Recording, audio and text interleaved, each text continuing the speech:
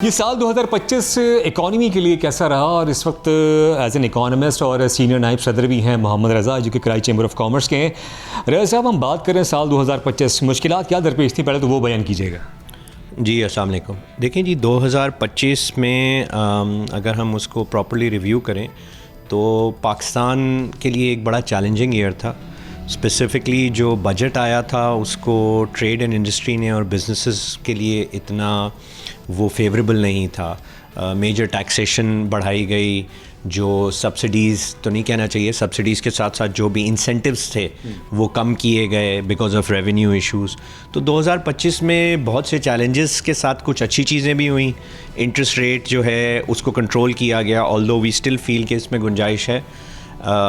Current account deficit की अगर हम बात करें उसको कंट्रोल किया गया, रुपी डॉलर पैरिटी को कंट्रोल किया गया, स्टॉक एक्सचेंज जो है उसने बहुत आउट क्लास परफॉर्म किया।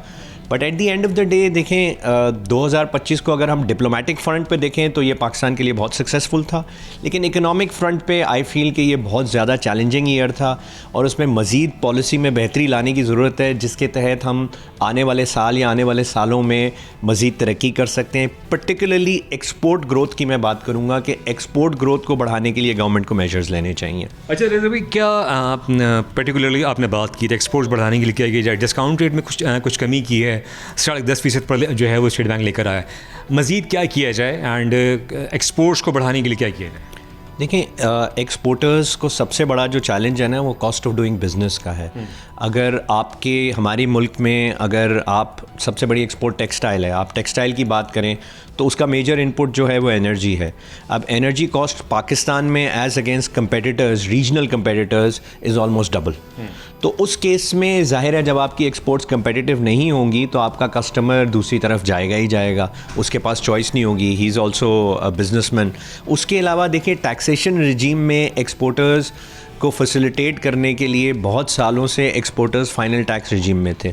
पिछले बजट में उस फाइनल टैक्स रिजीम को भी ख़त्म किया गया। अच्छा, आप बात कर रहे हैं कि अगर कोई पैदावारी लागत में कमी की जाए, लेकिन टेक्सटाइल एक्सपोर्टर गुज़िश्ता अगर हम लास्ट 15 ईयर्स की बात कर लें, क्या कर रहे हैं? ऐसा कौन सी नई चीज़ बना रहे हैं जो हम दुनिया को पेश कर सकें दुनिया के मार्केट्स के अंदर?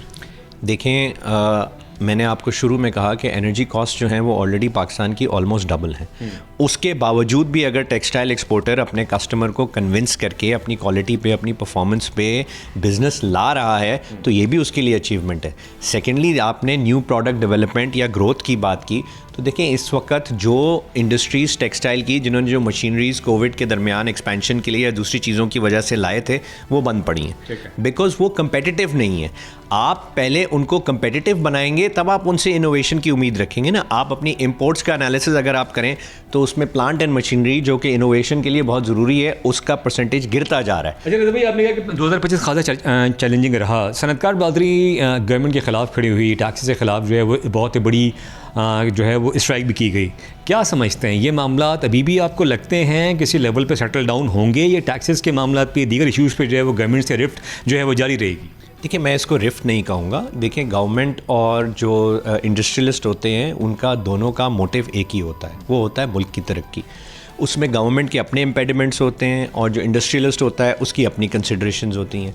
इसमें कभी ऐसा नहीं हो सकता कि 100% गवर्नमेंट की बात चले या 100% इंडस्ट्रियलिस्ट की बात चले। There has to be a middle path. और हम KCCI के फोरम से हर वो चीज़ जिस पे हमें लगता है कि इम्प्रूवमेंट की ज़रूरत है उसमें हम गवर्नमेंट के साथ आवाज़ उठाते हैं, नेगोशिएशंस करते हैं और हम गवर्नमेंट से हमेशा ये मुतालबा करते हैं कि पॉलिसी मेकिंग का हिस्सा ट्रेड बॉडीज़ को और इंडस्ट्रियलिस्ट के रिप्रेजेंटेटिव को और बिजनेसेस के रिप्रेजेंटेटिव को होना चाहिए, शामिल होना चाहिए। एक लास्ट क्वेश्चन बस, 2026 का आगाज़ हो गया, अब कैसे देख रहे हैं क्या पॉलिसीज़ होनी चाहिए गवर्नमेंट लेवल के ऊपर भी और सनतकार बरदरी खुद भी जो इटसेल्फ जो है वो इकॉनमी को बढ़ावा देने में कामयाबी करें?